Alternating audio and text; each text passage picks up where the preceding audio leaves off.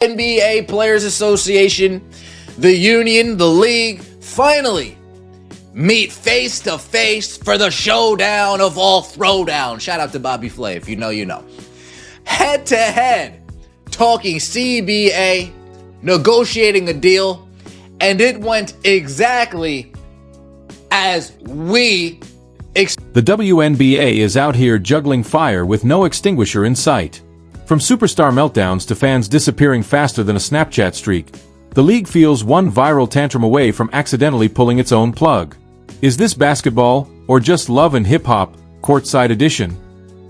Either way, it's giving full-on chaos. So buckle up, we're diving into the glorious mess that is the WNBA's slow-motion self-sabotage. It's wild, it's dramatic, and honestly, it's kind of hilarious.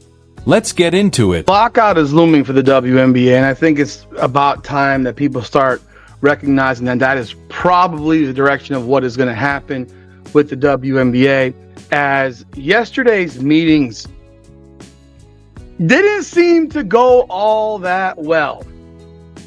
And that's directly from the mouth of players, and with what's going on in their comments, which they made yesterday or even today. I'm not sure when they made the comment. These ladies really think they're the Avengers, but what we're watching feels more like a low-budget soap opera in sneakers, sponsored by Chaos.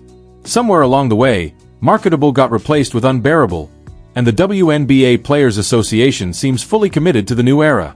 Instead of building stars, they're perfecting the art of the public meltdown, one passive-aggressive tweet and press conference side-eye at a time. Owners putting their foot down and saying, "Are you ladies out your damn mind?" The Players Association asking for abnormal things. "Oh, but we want 50% of revenue share. Oh, but we want this and we want that."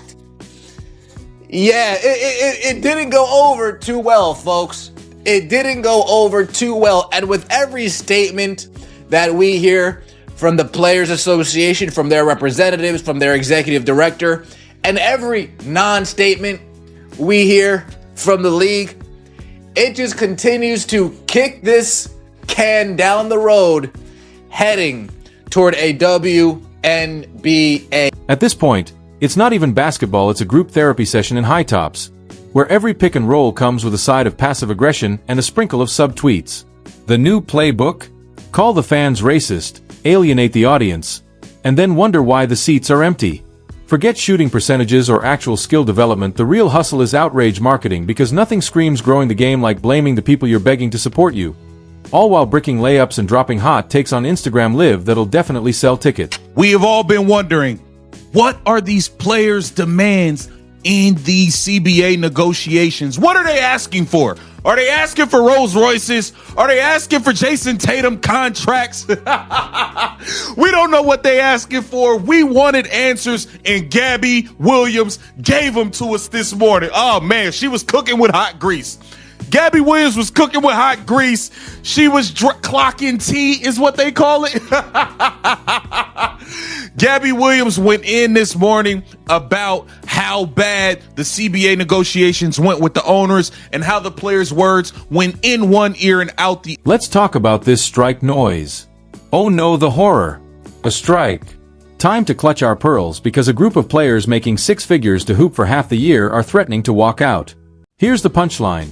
No one outside the 400 people at your average game would even notice. You can't hold a league hostage when the hostage doesn't know it's been taken. It's like trying to ransom a sock puppet. Honestly, go ahead, strike. Sit out. The league might actually gain fans just from the peace and quiet. God, do I hope there's a WNBA walkout. I do. I hope the women of the WNBA walk out like they're threatening. The WNBA's Players Union. They announced that the players will opt out of their current collective bargaining agreement with the league. That's right, they're opting out. They have that option.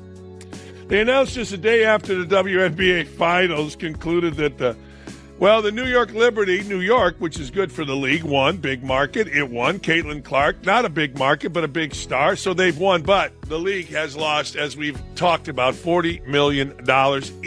Meanwhile, Caitlin Clark is just trying to hoop like actually play basketball while getting dragged through the WNBA's never-ending emotional group project. She's catching elbows on the court, cold shoulders off it, and now people expect her to chime in on CBA negotiations. Absolutely not. Caitlin, don't even look at that table. That negotiation room isn't about policy, it's a real housewives reunion in sneakers, dripping with ego, jealousy, and self-importance. Imagine sitting next to players who act like success is a zero-sum game, who treat every compliment not directed at them as a personal attack, who show up to media day armed with side eyes and subtweets. And let's not sugarcoat the union, either. The president can't even keep peace in her own locker room. There are reality shows with less drama. From passive-aggressive interviews to locker room tension so thick it needs its own stat line. It's a miracle games even happen in between episodes of this ego-fueled soap opera. Caitlin should be on a quiet golf course somewhere, not caught in the crossfire of a league that seems more obsessed with cannibalizing its future than protecting. You see from all these different interviews is there's a certain lack of understanding of business. And while I will always champion for people to get as much money as they possibly can, and they should fight for every dollar that they possibly can, they need to have some level of leverage and information that proves their stance, proves that they earned this compensation that they are so very much. When your union leader is beefing with her own teammates, maybe it's time to pause and reevaluate the so-called movement, because the optics aren't giving solidarity, they're giving we can't group text without starting World War III. The delusion is truly Olympic tier. You've got players averaging 6 points a game acting like they're leading some grand revolution, as if snubbing Caitlin Clark in the handshake line is some bold act of resistance. Newsflash, it's not brave, it's petty, and it's turning fans off in droves. If the goal was to become the villains of your own league, mission accomplished. Meanwhile, the WNBA front office is probably hiding under desks watching attendance numbers wobble like a Jenga tower during an earthquake. Sponsors don't care about TikTok drama or locker room shade, they care about ratings, engagement, and brand safety. Instead, they're getting think pieces instead of highlight reels, and fans who came for basketball but stayed just long enough to realize they didn't sign up for a sociology seminar. But the Players Association thinks they're bulletproof, convinced that hashtags can replace talent and that fans will cheer for chaos indefinitely. It's like watching someone light their own house on fire and demand a standing ovation for holding the match.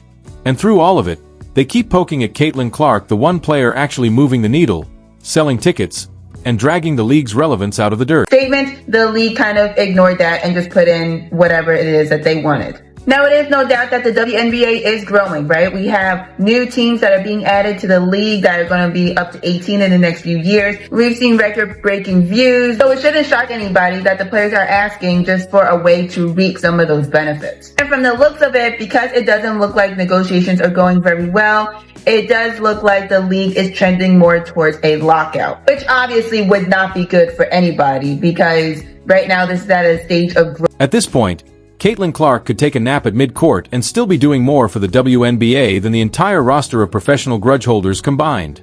The envy is deafening. You can hear it in every cheap shot, every passive-aggressive interview, every time a player insists they earned it while ignoring the empty seats behind them. That's not Caitlin's fault. It's not the media. It's not misogyny or racism or any other convenient deflection.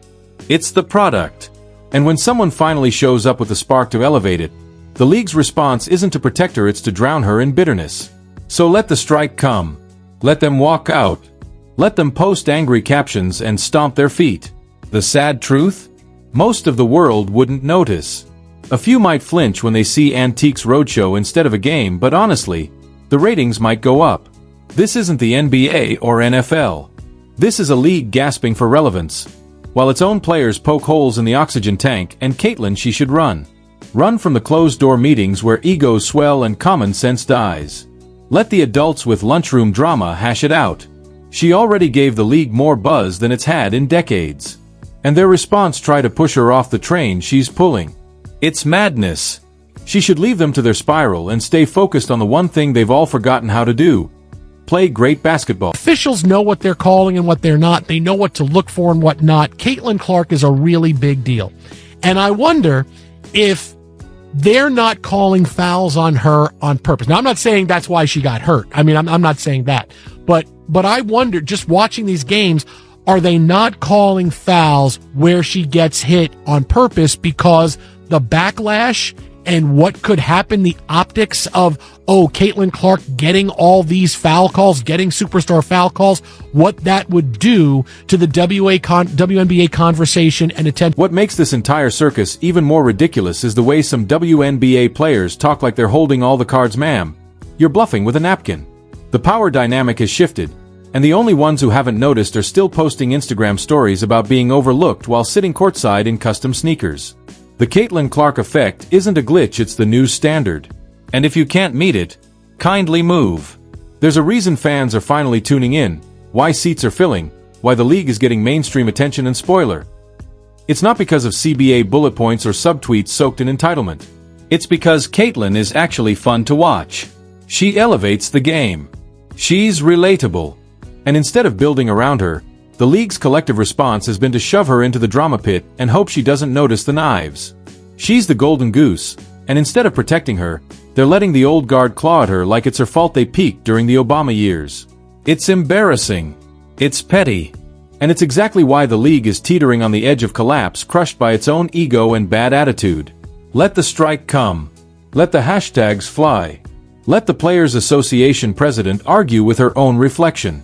Because as long as Caitlin Clark keeps rising above the mess, there's still a chance this league can save itself. First thing, you gotta pay attention to the breadcrumbs. Pay attention to the breadcrumbs. She said it's a problem having games, 3 to 4 games a week. 3 to 4 games a week, which is crazy to me. I like 3 games a week is not that. Y'all want more money and less games is what it sound like. It sound like y'all want more money and less games, bro. So I don't think we're going to be able to play everyone 3 or 4 times.